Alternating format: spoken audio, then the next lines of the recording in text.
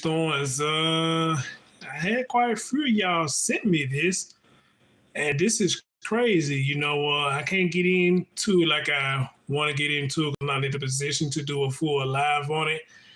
But however, though, somebody sent me the press conference, and I guess I'm gonna play the press conference with y'all and hear what's really going on. Man, the 6-year-old, first you had a 10-year-old and shot his kid, his mama. Now you got a 6-year-old. Somehow done got a hold of a gun and shot his teacher. I told y'all, man, it ain't getting no better. 2020, bad. 2021, worse. 2022, worse. Now 2023, ain't finna get no better. But I want to hear what's going on here. All right, hit that thumbs up as you come in. Appreciate you. An update on the school shooting. Let's listen in now. Is that we had one adult female that suffered a gunshot wound. She is a teacher here at the school. She was transported to a local hospital where I can tell you that is... I don't know if she's still alive or not. I mean, I literally just got this, so her injuries are still... Y'all probably find out before me. There was some improvement. The last update... What's going on, good people? Thank y'all for coming. Hit that thumbs up and... yeah. Student. He is right now in police custody as we're working at the best way to our partners and different resources to address that situation. We have been in contact with our Commonwealth attorney and some other entities to help us best get services to this young man. The forensics has already been inside. We processed. This occurred in a classroom. It was isolated. This was not a situation where we had a student going up or any other individuals going up and down the halls with actively firing and a long shooting incident. It was in a classroom, an altercation took place there. That class has been processed. When we responded here, as we brought in, we tried to coordinate a police line for parents to gather. We had great resources, our partners, school board members, of course, Dr. Park. We have a great working relationship. The mayor, the school staff here.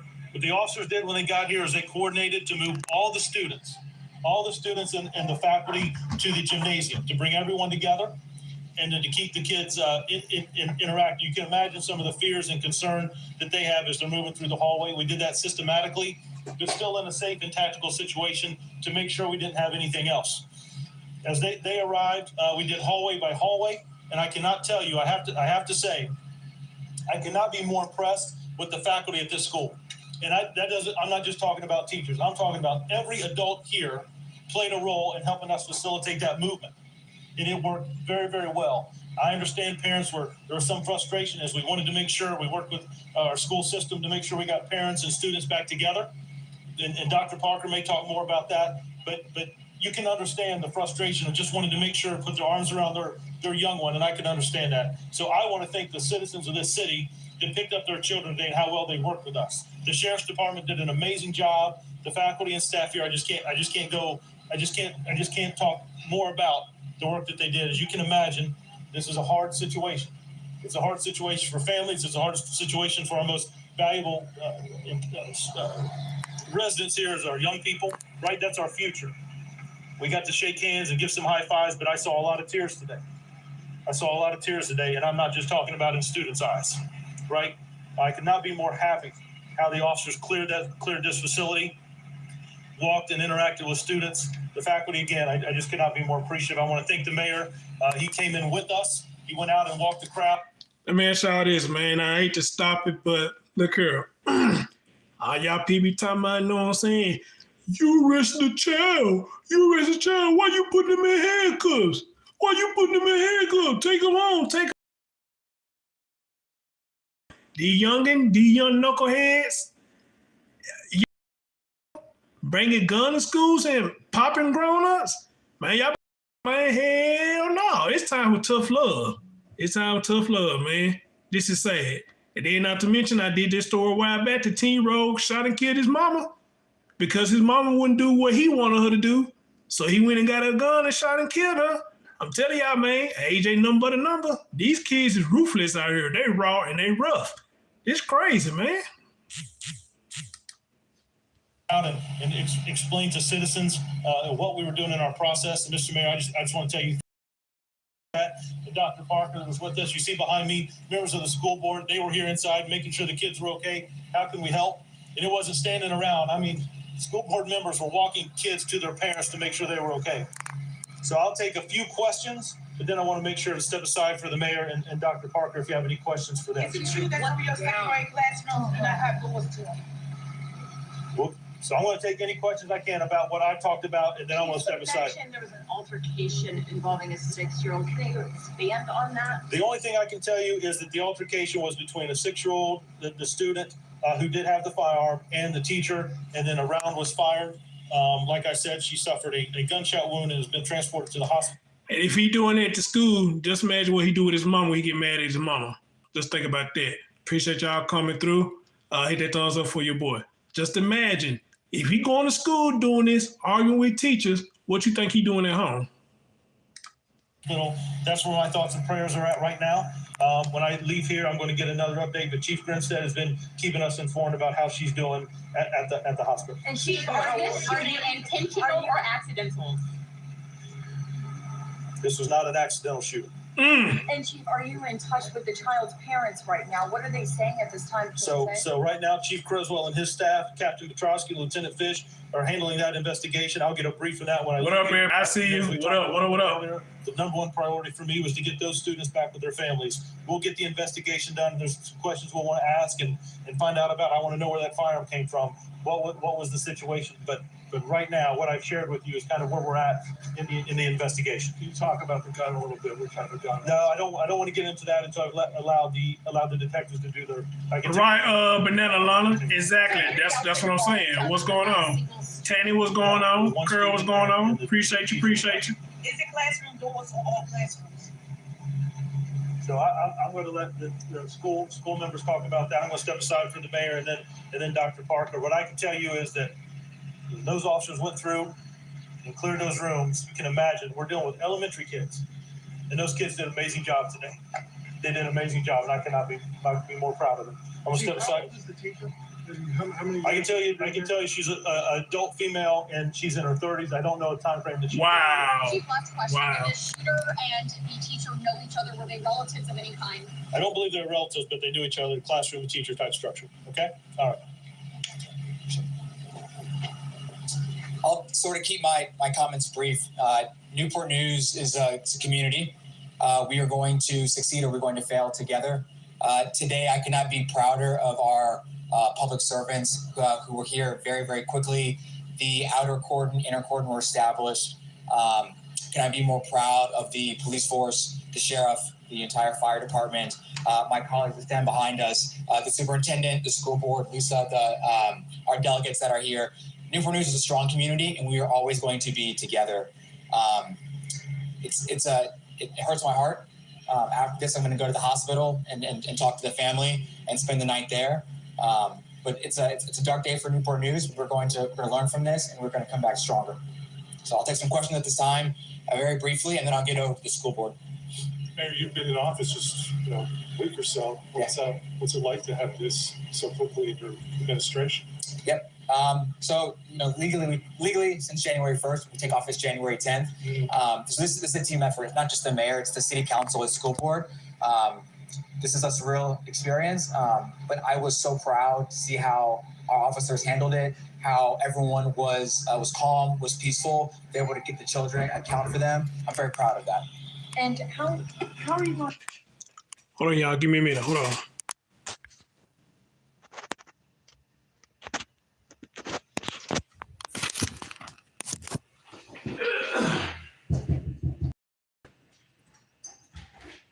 We're gonna cover the chimney because it's gonna rain tonight. You did what now? We're gonna cover the chimney because it's gonna rain tonight. Okay.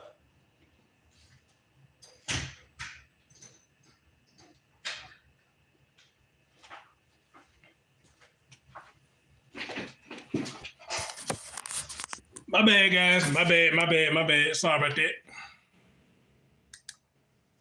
Going to take, because I know it's fresh, how are you going to take tonight and move forward in your term. When it comes to addressing gun violence among such young children, this is the youngest we've seen in a very long time. Yes. So right now it's still raw right now, but I will tell you is there's going to be a full after action, not only from internally of the city council, but school board and others, but we are going to ensure that we have the right steps and policies that this doesn't happen again.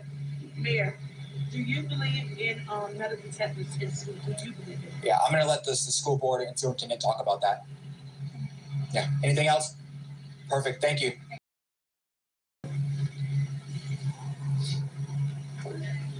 I'm George Parker, Superintendent of Newport News Public Schools. Is that Dr. George Parker? Dr. George Parker. And my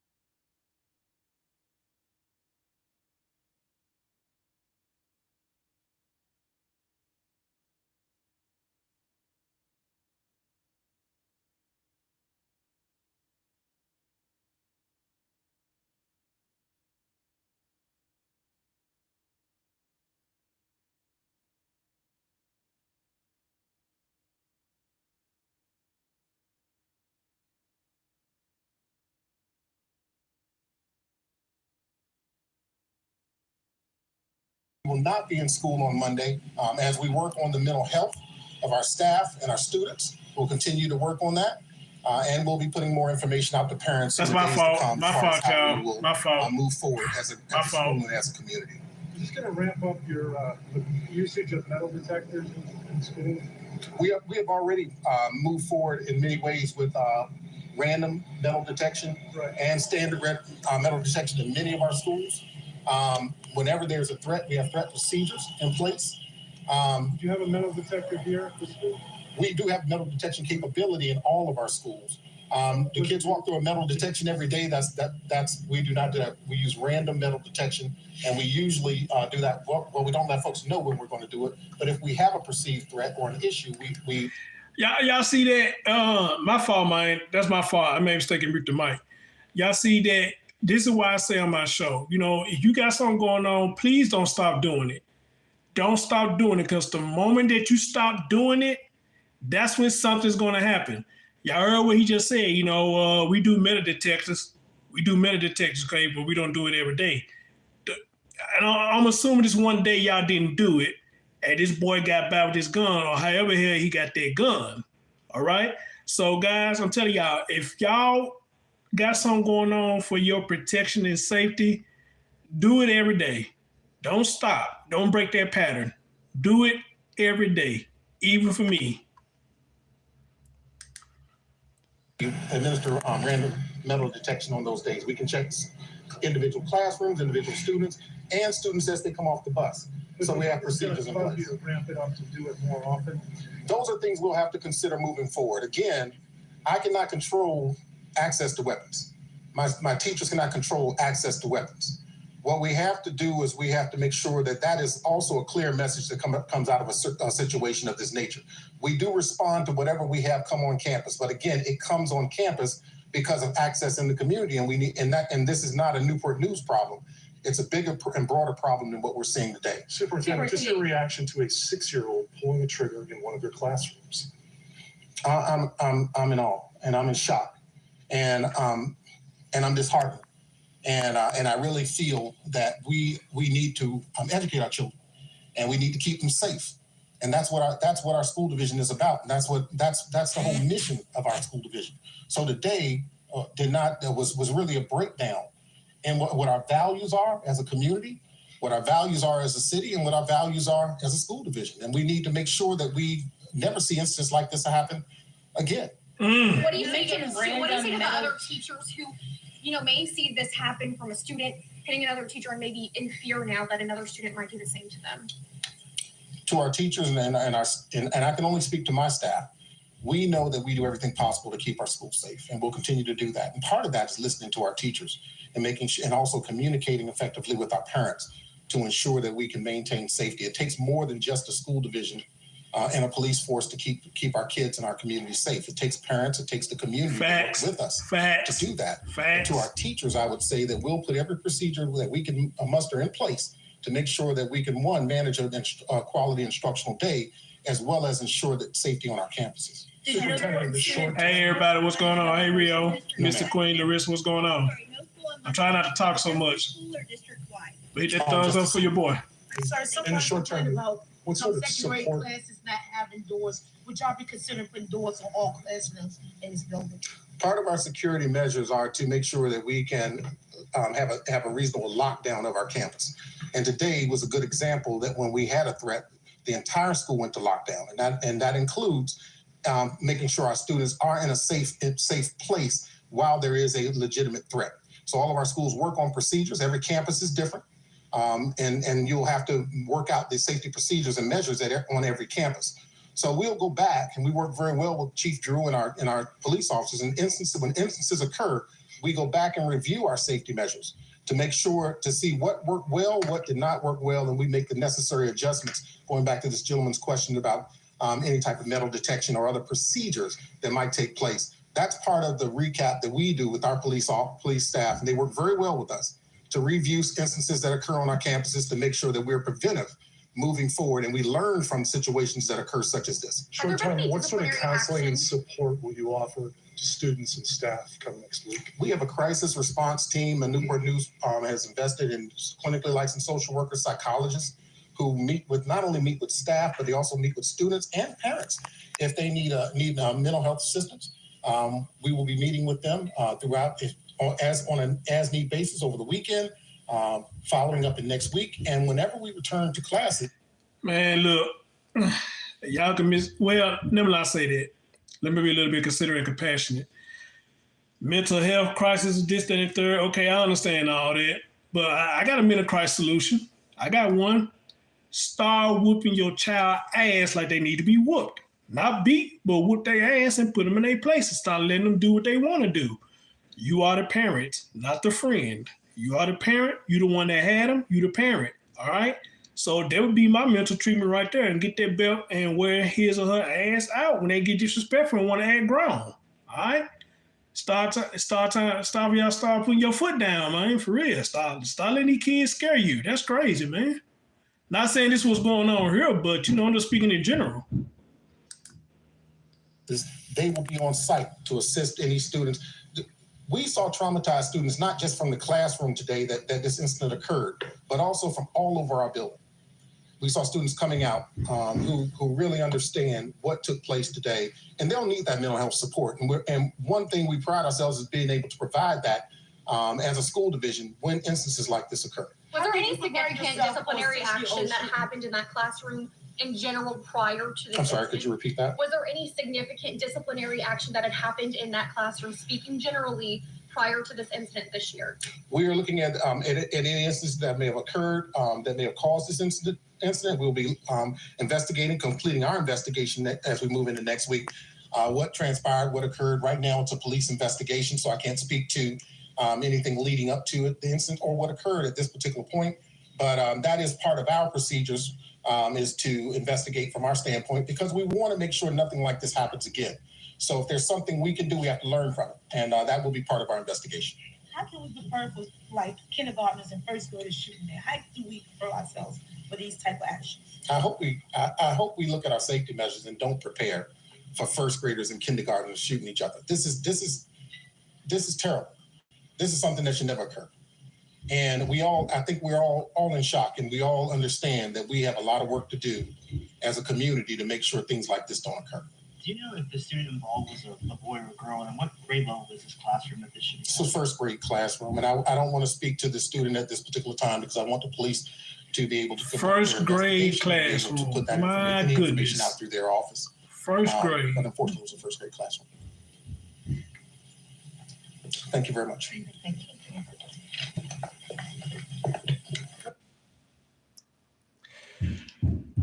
Wow, that is nuts. That is nuts. Hey, look here, y'all. Like I said, I can't get into no full live on right now because I'm not in a position to get into full live. But I'm gonna tell y'all this again from the bottom of my heart. You know, society needs to wake up and see what's really going on. You don't have to be a grown-up. You don't have to be a teenager. It don't give a damn. Society don't give a damn how old that you are.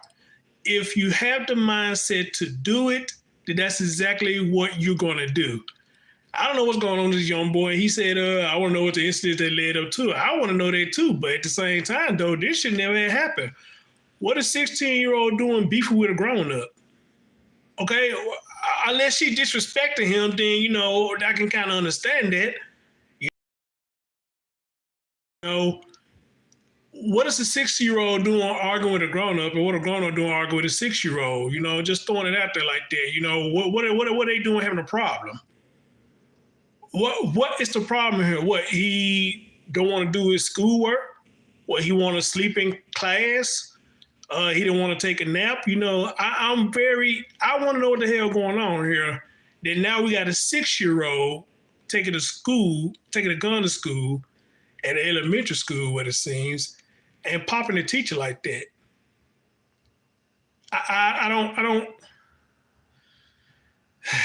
I just don't know, man. You know, and it still breaks my heart, dude. It really does. Actually, this reminds me when I went to go pick up my police report about my car. There was a lady who came up in there, and I bullshit y'all not. The lady came in there and said she was going to get a police report because her 12-year-old son called the police on her and told police she beat him. Told the police she beat him. And she was up there getting a copy of her police report. I was like, what? Are you kidding me? Are you kidding me? I said to myself, at that point, if I would have found out he and she would have called the police, I would have gave you a reason for you to call them. I'm going to give you a reason for you to call them. As a matter of fact, I'm going to give you a reason to call them again, because I'm going to whoop your ass enough to where you call them ahead of time and say you got your ass whooped. Okay? You laying in my house, eating my food, I'm sitting there paying the bills, let you do what you want to do, or as far as give you free time, play your game, or you surfing the net and stuff like that. And you gonna disrespect me like that, call the police on me, and gonna lie, say I'm beating you? When that's what you need to get his ass whooping because you're not doing what I asked you to do. All right? So since you want to be grown and call the police and say I'm doing this and doing that, I'm going to give you a reason for them to come. I want to give you a reason for them to come. All right? He's going to give you a reason. I'm going to whoop your ass by 5 or 10 minutes. All right? It's going to be enough for today and the next time you want to call them. So call them ahead of time so you can get your ass whooped because you're being disrespectful. Okay? But again, so many people so scared of getting in trouble with the CPS because they whooped their child and all that. Man, look, man, I'm like this, man. Words ain't working no more. Words ain't really working no more. All right? Hey, if you get in trouble for whooping that ass, hey, that's just trouble you need to take. You know what I'm saying? Now, this is the one I'm saying now, whipping. I ain't saying beating them now. I'm saying whipping. But however, though, if they want to put their dukes up, then, hey, throw their bed down and put them boxing gloves on and show them what it's like to feel froggy. I'll say that much. Amen? You want to feel froggy? Let's go 12 rounds, all right? But these kids nowadays disrespectful as hell. They very disrespectful, okay? Guys, thank y'all for joining me for this. I can't get into a full stream. I'll probably try to do one tomorrow when I get off, when I get back home. I got to take a little road trip tomorrow. But I'll try to do one when I hit the road tomorrow, and let's see what's going on with this. And hopefully they give an update later on tonight as to what escalated to this problem. I would love to know what happened. Okay? So anyway, thank y'all for sending me this. And if you get an update, please keep on sending me the updates, and let's see where this goes. Your man, Chris Storms. Be safe out there. And, hey, remember, y'all are the parents. They the children. Y'all are the parents. They the children. All right? Love y'all. Peace out.